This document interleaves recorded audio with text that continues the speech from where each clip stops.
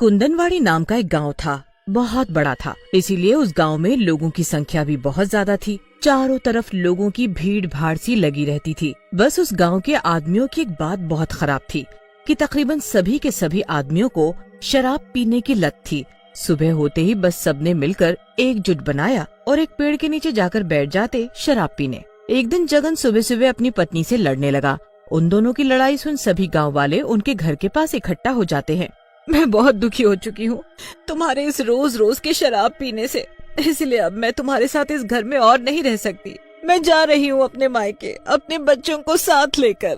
हाँ ठीक है ना, जाओ। तुम्हें रोका किसने है? और तुम्हें क्या लगता है कि मैं तुम्हारे बिना अकेले नहीं रह पाऊंगा? हाँ, मेरे साथ मेरी हमसफर है ना, बस, और मुझे किसी और चीज की जरूरत नहीं है। हाँ? जा रही हूँ मैं, अब कभी वापस नहीं आऊंगी। तभी गांव की कुछ औरतें मीना के पास जाती हैं। मीना, ये तुम क्या कर रही हो? क्यों जा रही हो अपने पति को छोड़कर? विद्या बिल्कुल सही बोल रही है। मीना तुम्हारा ही पति नहीं, हम सब के पतियों को शराब पीने की गंदी आदत है। क्या हम सभी भी तुम्हारी तरह घर छोड़कर चली जाएं? अरे थोड़ा ठंडे दिमाग से काम लो और ऐसे इस गांव को छोड़कर मत जाओ। हम सभी तो तुम्हारी कुछ लगती हैं। क्या तुम हमें छोड़कर ऐसे चली जाओगी? हम सब मिलकर इस समस्या का कुछ हल निकाल लेंगी। सहेलियों के समझाने बुझाने के बाद मीना गांव में रुक जाती है। वो अब घर छोड़कर नहीं जाती, पर दूर झाड़ियों के पीछे बैठी एक चुड़ैल सब देख रही थी और सबकी बातें भी सुन रही थी। सब समझ आ गया मुझे, और आगे क्या करना है ये भी समझ गई मैं। चुड़ैल एक बड़े से मटके में खूब सारी लस्सी बनाती है और एक लंबा सा घूंघट ओढ़कर और सिर पर लस्सी का मटका उठाकर घुस जाती है गांव के अंदर। ये ठीक है। इस घूंघट में मुझे कोई पहचान भी नहीं पाएगा और इस तरह मेरा मकसद भी पूरा हो जाएगा। अब मुझे शुरू हो जाना चाहिए। लस्सी ले लो, लस्सी, मीठी मीठी ताजी ताजी और ठंडी मलाईदार है मेरी लस्सी। लस्सी ले लो, लस्सी। एक बार मेरे हाथ की बनी लस्सी पियोगे तो बार बार मेरे ही पास आओगे लस्सी पीने। तभी वहाँ खड़ी एक औरत उस लस्सी वाली के ऊपर जोर जोर से हंसने लगती है। तुम्हें पता नहीं कि तुम गलत जगह आ गई हो। इस गांव में तुम्हारी लस्सी कोई नहीं पिएगा। तुम ऐसा क्यों बोल रही हो? गांव गांव जाकर लस्सी बेचना मेरा धंधा है और सभी लोग बड़े खुश होकर मेरी ये लस्सी पीते हैं। फिर यहाँ क्यों नहीं?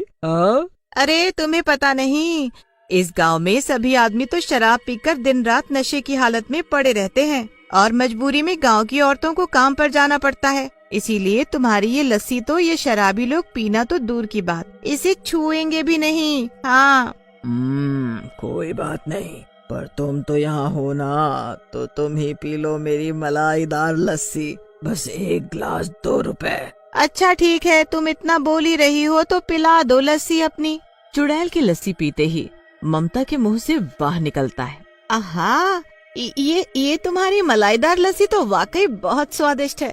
मुंह में जाते ही मानो पूरा शरीर ठंडा हो गया और इसे पीते ही कितना तरोताजा लग रहा है। तुमने लस्सी नहीं मानो कोई अमृत पिलाया हो मुझे।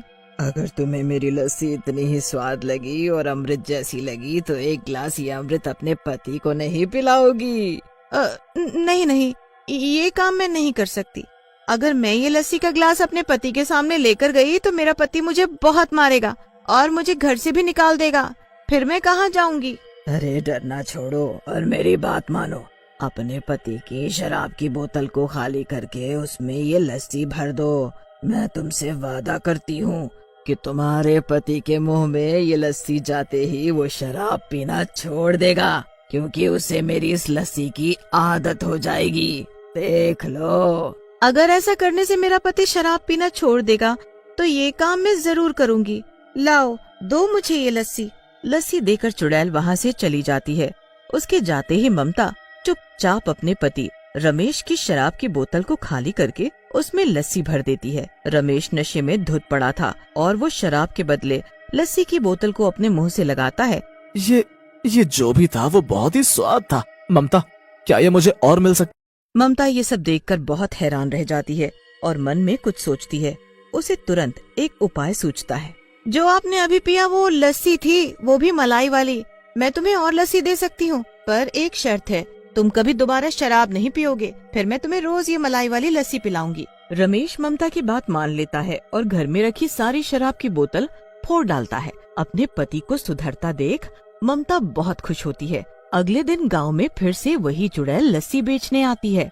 लस्सी ले लो, लस्सी, मलाईदार लस्सी, ठंडी ठंडी लस्सी। तभी कुछ गांव के बच्चे चुड़ैल के पास जाते हैं लस्सी पीने। क्या वाकई ये लस्सी मलाई वाली है? मेरी माँ मुझे रोज मलाई वाला दूध पिलाती है, पर मैंने कभी मलाई वाली लस्सी नहीं पी। मैंने पी है जब भी मैं अपनी नानी के घर जाता हूँ तो मेरी नानी मुझे लस्सी पिलाती है। मुझे बहुत पसंद है ना लस्सी, इसलिए। बच्चों, फिर मेरे हाथ की भी एक बार लस्सी चख लो। ये लो तुम सबके लिए एक एक ग्लास लस्सी का, और पीकर बताओ कैसी है। सभी बच्चों को लस्सी बहुत पसंद आती है।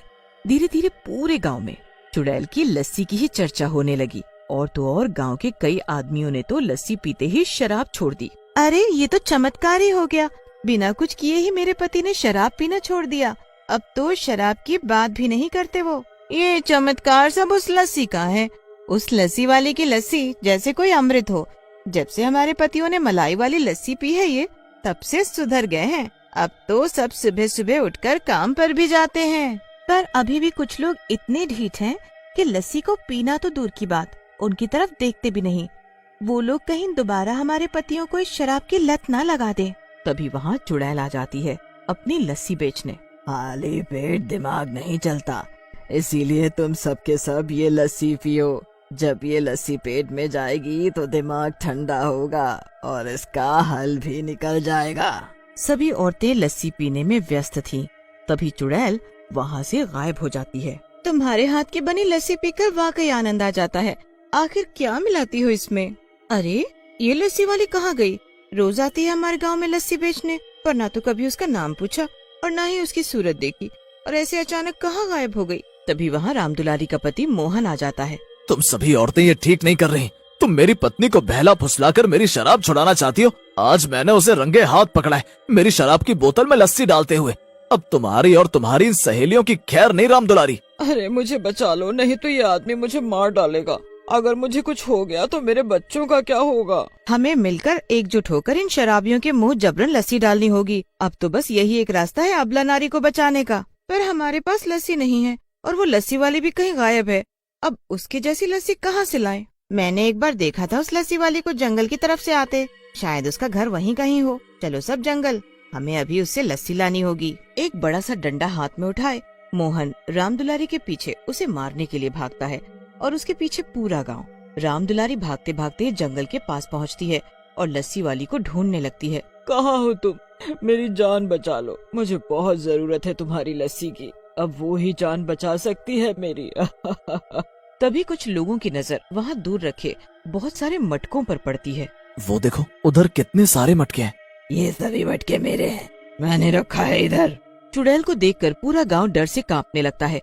चुड़ैल मोहन के हाथ से डंडा छीन लेती है। कितने दिनों से मैं तुम्हारे गांव में आ रही थी, तब तो तुम में से कोई नहीं डरा, तो अब क्यों डर रहे हो? हाँ, मैं वही लस्सी वाली हूँ जो तुम्हें इतना स्वादिष्ट लस्सी पिलाती आ रही हूँ। पर अब नहीं, इन मटकों में मेरी बनाई हुई आखिरी लस्सी है। तुम सभी औरतें अगर अपने पतियों को वाकई सुधारना चाहती हो तो सुधार लो। वो रखी लस्सी तुम्हारे सामने और ये रहा मेरे हाथ में डंडा। तभी रामदुलारी चुड़ैल के हाथों से डंडा ले लेती है और गुस्से में, उठाओ इन लस्सी के मटकों को और पियो इसे। अगर नहीं पिया इसे एक सांस में तो यही डंडा पड़ेगा, और अगर उसके बाद भी बच गए तो वो चुड़ैल नहीं छोड़ेगी तुम्हें। मोहन तो क्या, पूरे गांव के आदमी लस्सी का एक एक मटका उठाते हैं और पी जाते हैं, सारी लस्सी गट गट करके। फिर क्या था, लस्सी पीने के बाद सभी आदमी अपनी अपनी पत्नियों से माफी मांगते हैं और ये भी वादा करते हैं कि अब वो कभी शराब को हाथ भी नहीं लगाएंगे। गांव की औरतों को दुखी रोता देख मुझसे रहा नहीं गया, इसीलिए मैंने ये जादुई लस्सी बनाई और एक एक करके सभी को पिलाई। पर अब सब ठीक है और मेरा मकसद भी पूरा हुआ। अब मैं चलती हूँ किसी और गांव में कुछ और शराबियों को सुधारने। अब पूरा गांव खुश था। सभी पत्नी पत्नी में पहले जैसा प्यार, मोहब्बत और इज्जत था।